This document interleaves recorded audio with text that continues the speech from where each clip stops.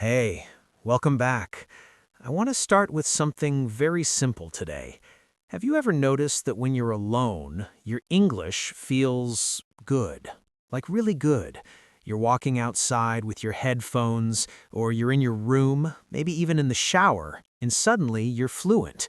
Sentences are smooth, ideas are clear, you're confident. You sound like someone who has been speaking English for years. And then the moment a real person appears, everything changes. The same brain, the same vocabulary, the same you, but suddenly it feels slower, heavier, like someone turned the brightness down on your fluency. Exactly. And it's confusing because you know you can speak. You've heard yourself do it. You've practiced alone. You've had these long imaginary conversations in English that felt natural. So why does it shift when another human being is involved? I think this is one of the most frustrating experiences for learners because it makes you question yourself. You start thinking, was I actually fluent before, or was that fake fluency? That phrase, fake fluency, hurts a little, right? But let's unpack it, because what happens when you're alone is not fake, it's just unpressured. There's no audience, no reactions, no risk. Yeah, when you're alone, your brain is relaxed, and relaxation changes everything. Your thoughts move faster, words come easier, you don't interrupt yourself. That's important. You don't interrupt yourself. When you're speaking to someone, there's this tiny voice in your head monitoring everything. Is this correct? Is this the right tense? Did I pronounce that okay? That voice doesn't exist when you're alone. Or if it does, it's much quieter, because there's no social consequence. If you say something strange while alone, nothing happens. No one reacts, no one looks confused, no one corrects you. And that's the key word here, consequence. When you're alone, there's zero social consequence. Your brain feels safe, and safety is powerful for language. I think a lot of learners underestimate how much language is emotional. It's not just vocabulary stored in your brain. It's connected to fear, confidence, memory, identity. Identity. That's such a strong word, and maybe that's part of it. When you're alone, you're fully yourself, but when you speak English in front of someone, you sometimes feel like a smaller version of yourself. Yeah, like a reduced version. Not because you are less intelligent, but because you can't express everything the way you want to. So your personality feels compressed. Compressed is a good word. It means pressed into a smaller space, and that's exactly how it feels sometimes. And when you feel compressed, you become careful, and careful thinking slows everything down. Let's talk about imaginary conversations for a second, because most learners have them.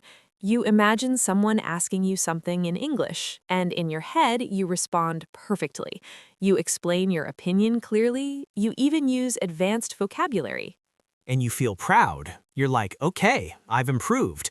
I can do this. But then in real life, you answer the same type of question with something much shorter. But that doesn't mean your imaginary fluency was fake. It just means your brain works differently under pressure. Think about athletes. When they practice alone, movements are smooth. But during a real match, with people watching, adrenaline changes things. Language works similarly.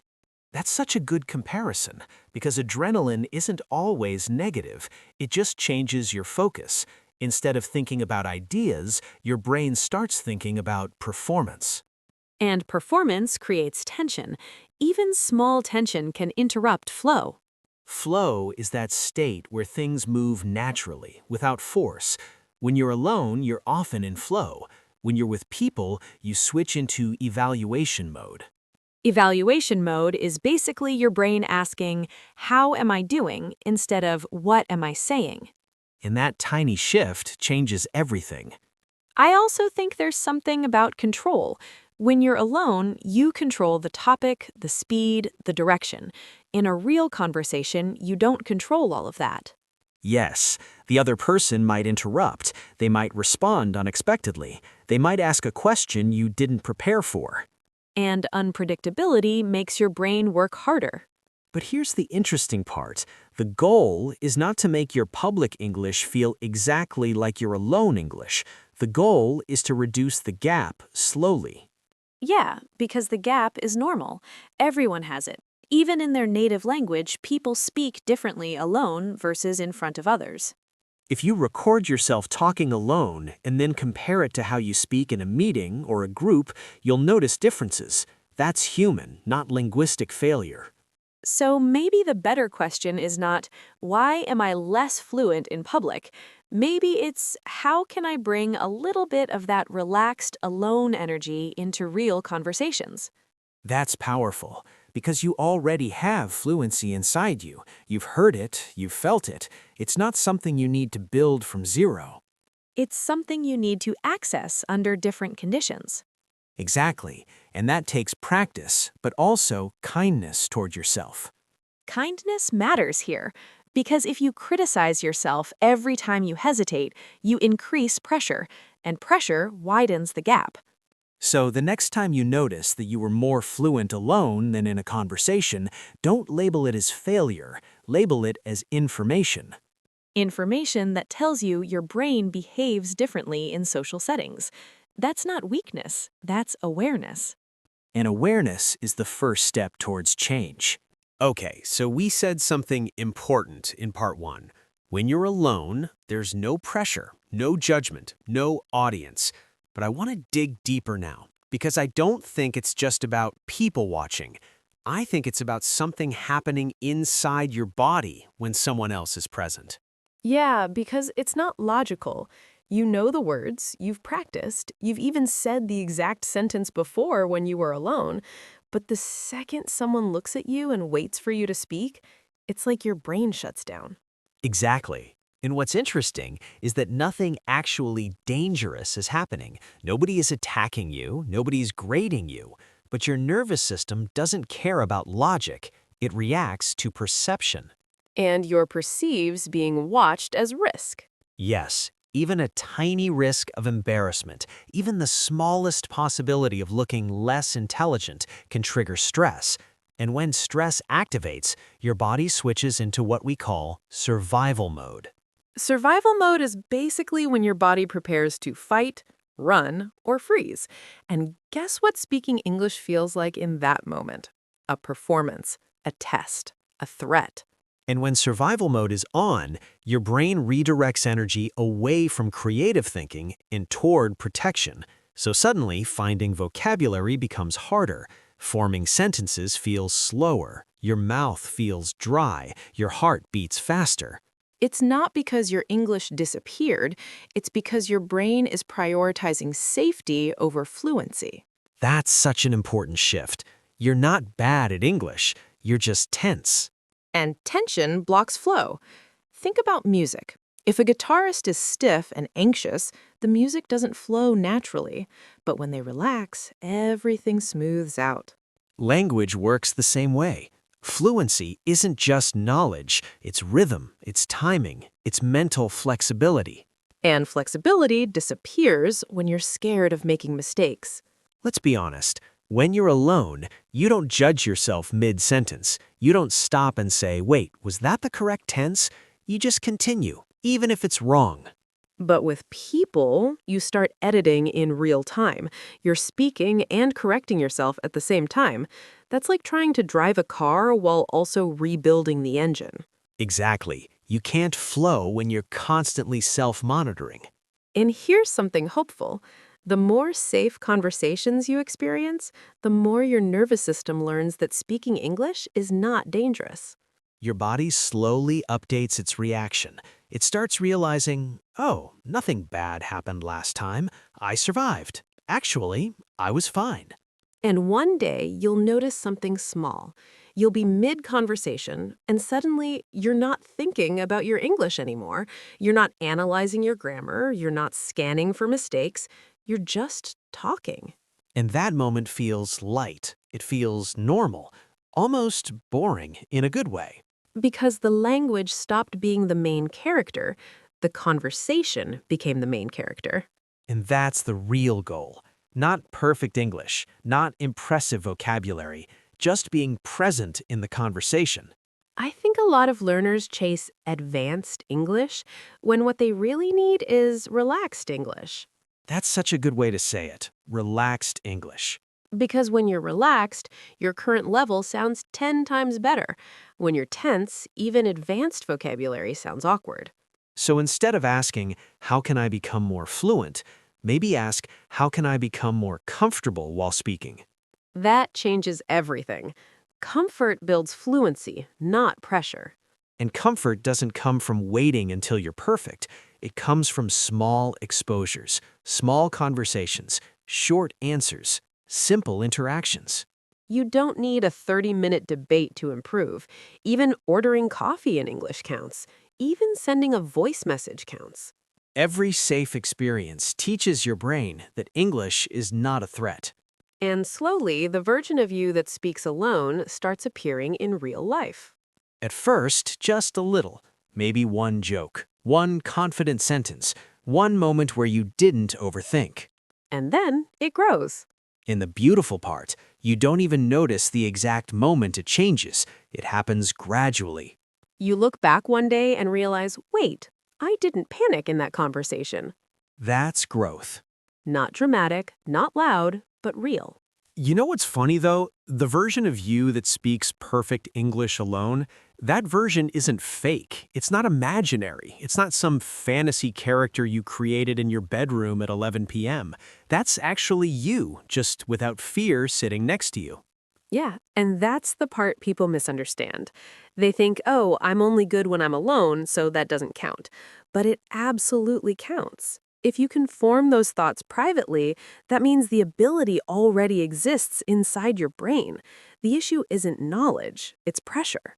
And pressure is emotional, not linguistic. That's an important distinction. Linguistic relates to language itself, vocabulary, grammar, structure. Emotional relates to how you feel. And emotions can interrupt performance in any skill, not just English. Exactly. Athletes train for years, and still, some of them perform worse in front of huge crowds.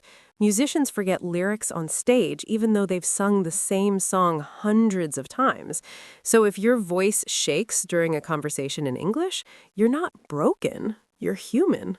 And sometimes we dramatize it in our heads. You say one sentence slightly wrong, and your brain goes, that was embarrassing. They definitely noticed. They probably think I'm not smart. Meanwhile, the other person is just thinking about what they're going to eat for dinner. That's so true. We imagine a spotlight on us, like we're on stage and everyone is analyzing every syllable. But in reality, most people are too busy worrying about themselves. There's actually a psychological term for that. It's called the spotlight effect. It means we overestimate how much other people notice our mistakes. And once you understand that, it becomes a little freeing. Because it means the pressure you feel isn't coming from the outside as much as you think. A lot of it is self-created. And that realization can feel uncomfortable at first. You might think, so this is my own brain doing this to me? But it's also empowering, because if your brain learned this reaction, it can unlearn it too. And unlearning doesn't mean forcing yourself into terrifying situations. It means gradually increasing exposure. Start with low-stakes conversations. Low stakes meaning the outcome isn't very serious. A short exchange, a casual comment, a simple question. And allow yourself to be imperfect on purpose sometimes. That sounds scary, but try it. Say the sentence even if you're not 100% sure. Let the small mistake exist. Notice that nothing catastrophic happens. Because most of the time, the other person either doesn't notice or doesn't care. Communication is about meaning, not perfection. And here's something deeper. When you're alone and speaking fluently, you're relaxed. When you're relaxed, your personality shows up, your humor shows up, your opinions show up. That's why it feels more you. Yes, that's important.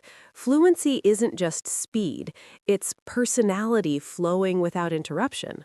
So the real goal isn't to sound like a native speaker, it's to feel like yourself while speaking English. And that takes time. It's like building muscle memory. At first, every movement feels intentional. Later, it becomes automatic. One day, you'll be in a conversation and you'll realize you're reacting naturally. You laugh without translating. You respond without rehearsing. You even interrupt gently because you're excited, in a good way. And after that conversation, instead of replaying every mistake in your head, you'll just think, that was normal. And honestly, normal is the dream.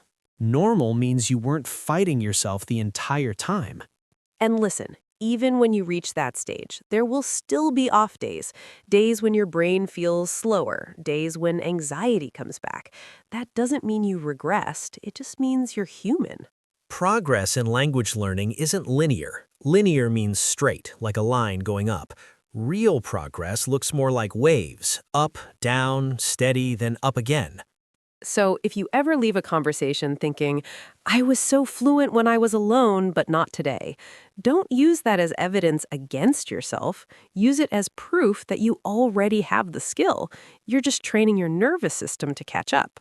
And that training happens through repetition, kindness towards yourself, and perspective. Perspective meaning seeing the bigger picture instead of judging one single moment. Also, can we admit something? Sometimes we're more fluent alone because we're pretending to win arguments in the shower.